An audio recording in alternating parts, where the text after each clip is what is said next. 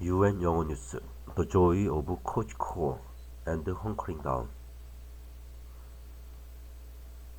Less Jim Bunny, more snoozy bear for those who wish to ease gently and cozily into the new year.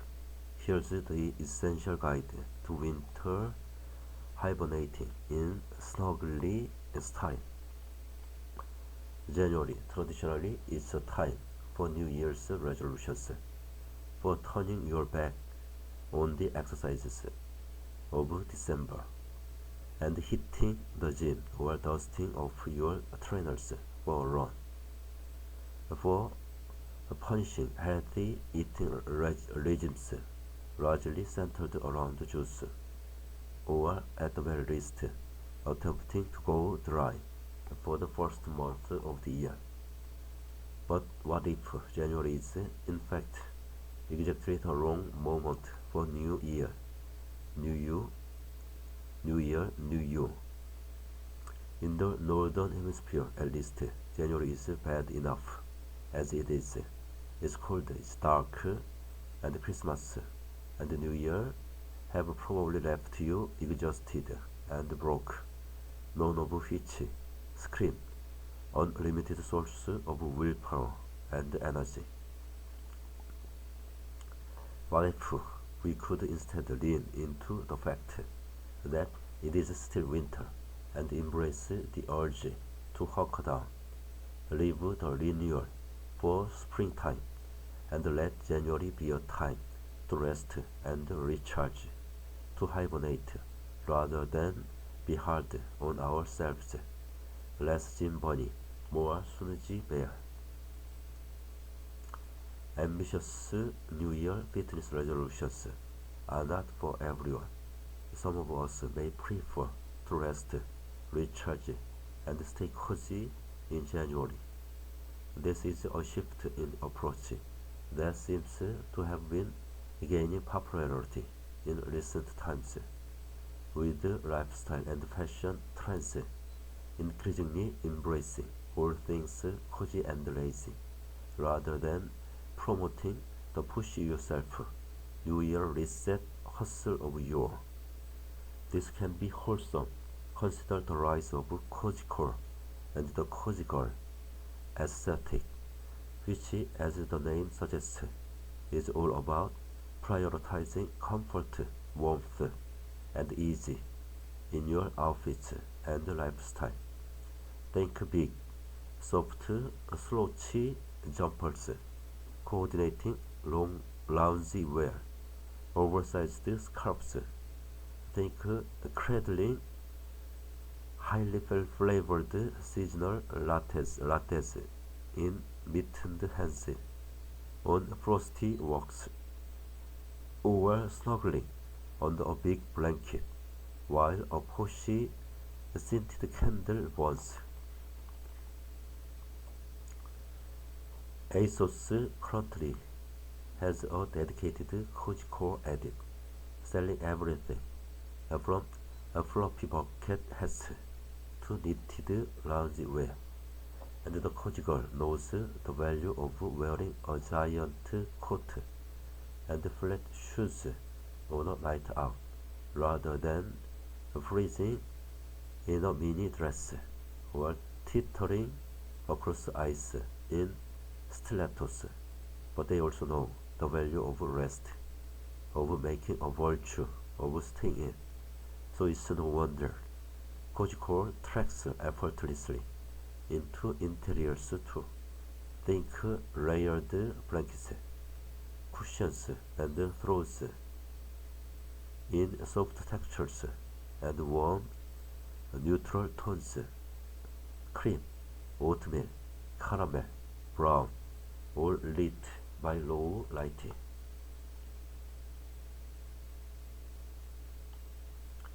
Creating a cozy mood at home differs around the world. In Denmark, it's called hygge. The Scots call it kuri. The hashtag cosycore tag has currently racked up more than 41 views on TikTok, and no wonder. It is, after all, a practical and easily emulated trend. Most of us have an oversized sweater somewhere in our wardrobes, and the cost of living crisis has had most of us huddling under blankets. Whether it's a cute aesthetic or not, cosycore is a way to aesthetize the basic seasonal necessity of staying warm. Curling up on the sofa can now be as carefully curated as the lifestyle content of any fitness or wellness influencer. And if that helps us feel less bad about spending January under a pile of soft furnishings rather than posting personal bests on a fitness app, I'm here for it. But cosycore is not the only trend to advocate hibernating. Consider, too, the cozy girl's evil twin, goblin mode.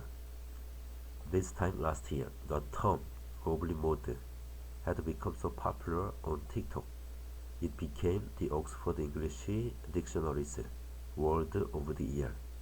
It defined goblin mode as a type of behavior which is unapologetically self-indulgent, lazy, slovenly, or greedy, typically in a way that rejects social norms or expectations. Goblin mode is the opposite of the artfully curated aesthetic life.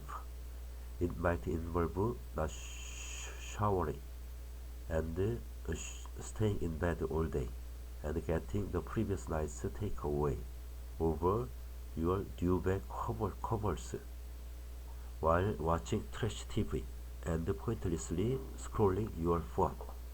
The curtains might not be opened. Messages could go unanswered. There will almost certainly be very weird snacks. In 2023, another charming equivalent buzzword was bed rotting, when you do nothing but stay in bed all day. As self-care is the opposite of the active, optimizing, productive lifestyle, basically a reminder to take time off now and then to fully recharge. The concept of bed rotting was also popularized by TikTok, although older generations will perhaps know it by its former title, The Duvet Day. Scottish readers, meanwhile, may be reaching for another term. Huckle-duckle is their own handy phrase meaning to lounge around in bed long after you should really have gotten up. Comfy, high-end loungewear and luxury pajamas, including these by Gucci, have become increasingly popular in recent years. Such things are more a mood than a long-term lifestyle. Obviously, no one wants too many consecutive days of not brushing their teeth or hair, but sometimes life is overwhelming, or we need to process bad news, or the weather is full, or we just need a break from the sheer effort of modern life. And this is when goblin mode calls. It can be activated at any time of year. Tough weeks at work, hangovers, and breakups are all classic triggers. But there's also no time of year when the cold is stronger than in January. We tell ourselves it's the moment for self-improvement, but the dark nights and the miserable weather tell another story. Why should we trust a calendar, a made-up system for organizing time, over nature's own cycles? Embrace the season. And in recent years, the idea that we could work with the winter rather than resisting it has also gained prominence. Catherine May published a hugely successful book, Wintering, about learning how to embrace the season. Its subtitle is The Power of Rest and Retreat in Difficult Times. The book includes taking tips from Nordic countries for winter coping mechanisms, from candles and coffee to saunas and swimming. We must learn to invite the winter in, she writes, to recognize the process, engage with it mindfully, even to cherish it. Hers is a more philosophical take on a wider trend. For several years now, Brits and Americans have been somewhat obsessed with how other countries cope with the cold. You probably know what word is coming next. Yes, it's hige. The book Wintering by Catherine May argues that we should allow ourselves to retreat cozily in the winter months and learn to cherish the season. The Danish concept for quality of coziness and comfortable conviviality that engenders a feeling of contentment or well-being, as once more defined by the OECD, exploded in popularity around the world in 2016. The Scottish version of hige, curry, or cosycore in Gaelic, was soon being explored by Gabriella Bennett in her book The Art of Currying. In an era of great political turmoil, it seems we were ready to embrace the idea that happiness could be found in small pleasures like thick socks, hot chocolate, and cinnamon buns. Turmoil has hardly gone away in the intervening years, and the trends being what they are. Many other northern nations have been plundered for their marketable secrets to a happier life. Yet it is striking how many of these seem to go back to similar principles. Stop fighting the seasons or trying to be productive, and embrace the pleasures of being relaxed, warm, and cozy. Several of these also have a social aspect to them. Norway has cosycore, a principle of mood-boosting coziness that is less about bed rotting on your phone and more about getting the family together to watch films and eat snacks, or going on a walk with your friends that ends in a snug pub, ideally with a roaring fire. Similarly, the Dutch have gezelligheid, a term for a sense of conviviality and cheerful well-being. You couldn't be gezellig by yourself, but gathering with friends in a cozy cafe or in the buzz of a warm and welcoming bar is gezellig. And then the Swedes have miss, basically another term for cozy snuggling with others, as well as a noun.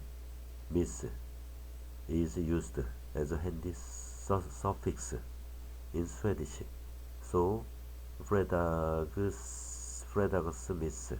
refers to relaxing on a Friday night with friends and family after a long week.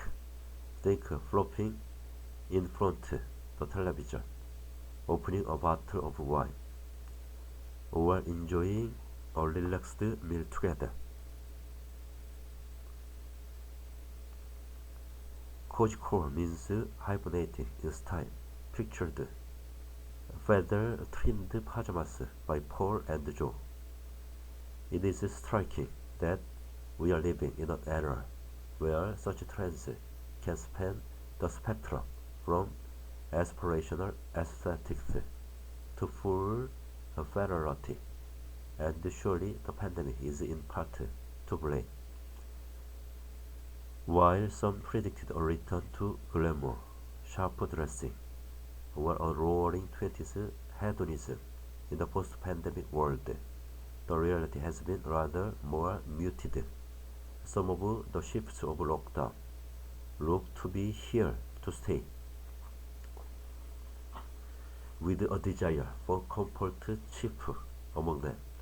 We may be going back to offices and parties, but many of us are not ready to let go of the elasticated waistbands or the cozy knits entirely. In clothing, comfort came to us from two directions: sportswear becoming everyday wear, and nightwear becoming day wear. Even before COVID-19, athleisure was increasingly normalized as acceptable public clothing, but since it feels like the uniform of joggers, leggings, sports bras, sweatshirts, and trainers is definitely here to stay.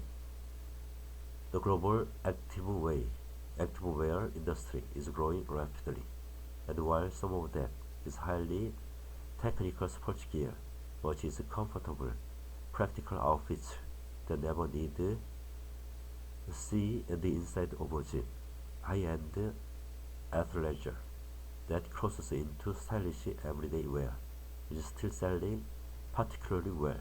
Sales of Lululemon soared by 24% in 2023, while the cult athleisure brand Adanola reported a 311% increase in turnover in 2022 to 2023. The pandemic also saw the whole concept of loungewear really taking off, with the lines between sleepwear and actual clothing blurred. Suddenly, deliciously comfy clothes to wear just for yourself, just at home, became a desirable new category. Loungewear and sleepwear are currently make up a multi-billion-dollar market, and research predicts substantial growth over the next decade, with a recent report from Rational Stat concluding that the rise of remote work and telecommuting, accelerated by the COVID-19 pandemic, has led to increased demand for comfortable clothing suitable for both work and leisure. Further, the importance of sleep and relaxation for overall well-being has gained attention.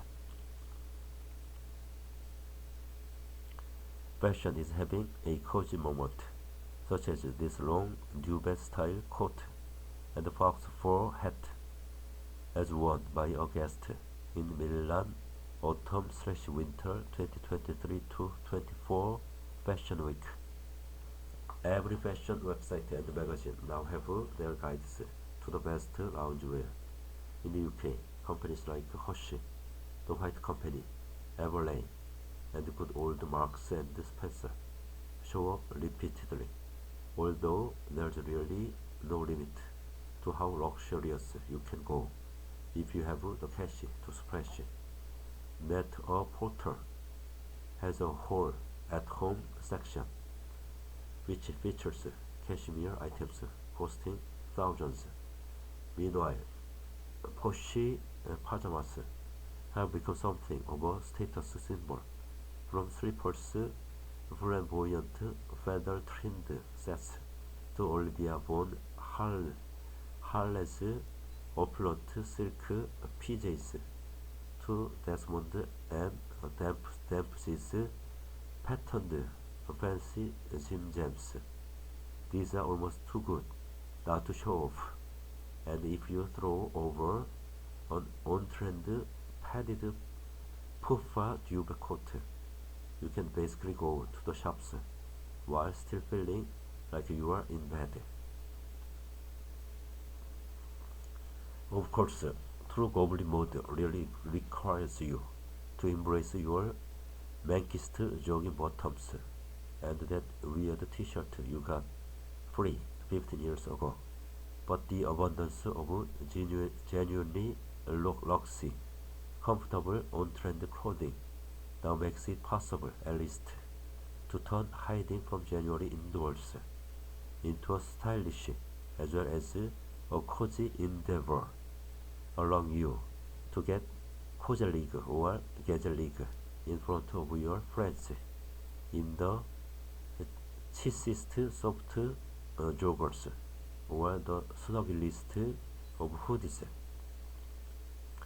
Whether you call it self-care or cosycore, wintering or hige, swapping the pressures of New Year optimization for creating a lifestyle out of being comfortable seems like the perfect way to welcome 2024.